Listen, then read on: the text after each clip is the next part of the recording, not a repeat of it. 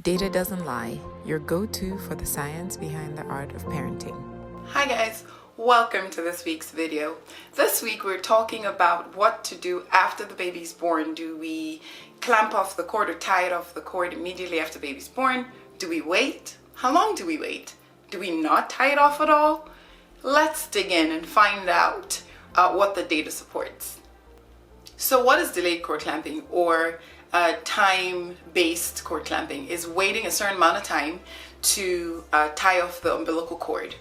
And we have a lot of data that has looked at the different timing around when to tie off the cord. Generally speaking, immediate cord clamping is anywhere under 30 seconds, and delayed cord clamping is anything greater than 30 to 60 seconds for most of the studies. Now, let's just talk about the physiology for a second. Why is this even an issue? Like, why are we talking about this?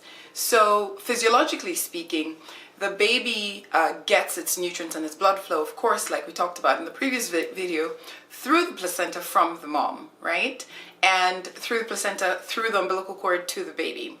So you would imagine that there is, the thought is that the baby needs to get some more, whatever is left or as a reservoir in the placenta. We want that baby to get this.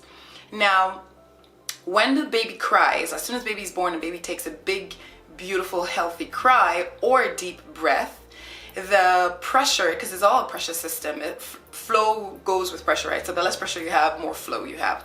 So when baby takes a big cry, that sort of pulling open of the rib cage decreases the pressure inside, such that things want to rush in. Air rushes in, for one, as well as blood. Blood rushes in, and that's the benefit of allowing the cord to not be clamped, such that that blood rushes in. It also allows for the baby to have sort of a more non-varied transition, meaning a more stable, more steady. So the baby's blood pressure is not swinging as high, the baby's heart rate is not swinging as much, the baby's pulse, the oxygen in the blood is not swinging as much. It's just a nice steady rise. So most of the blood coming into the placenta, coming through the cord from the placenta to the baby, that the baby will get, happens in the first 60 seconds, in the first minute. In fact, it's been documented to be about 80 ml of blood. Now that works out to be about 1/3 of the baby's total blood volume. So imagine that you're getting an additional third of baby's blood volume in that first minute. In the next 2 to 3 minutes, you would potentially get another anywhere from 25 to 80 ml, so another third, but that's a slower process which you get over the next 2 to 3 minutes. So you get the benefit, you get the bang for your buck, or the bang for the amount of time that you're in that first minute. You get most of the blood, and of course along with blood you're getting antibodies, you're getting stem cells, which could eventually help the baby long term. So that's sort of the physiology behind it. Now, if we just look at data and see what the data supports, we do know that if we delay cord clamping, if we wait for at least 30 to 60 seconds for that blood to get to the baby, because we know we're getting the most of the blood we're going to get. If we do wait, those babies have a higher amount of iron stores. They're less likely to be anemic as they grow up. Even as early as 4 months of age, they have a less need for a blood transfusion, especially now premature babies who are born early. They're potentially less at risk for things that premature babies are at risk for, bleeding in the brain, as well as a GI infection, and they are less at risk for they're less at risk for poor neurodevelopmental outcomes, so they do better cognitively. So you have some MRIs that actually show that you have more myelin around the brain as early as 4 months. It doesn't necessarily translate to actual better performance, unlike neurodevelopmental testing that early, but the argument is, well, if you have more myelination, more brain formation, for lack of a better word, maturation, the babies will do better long term.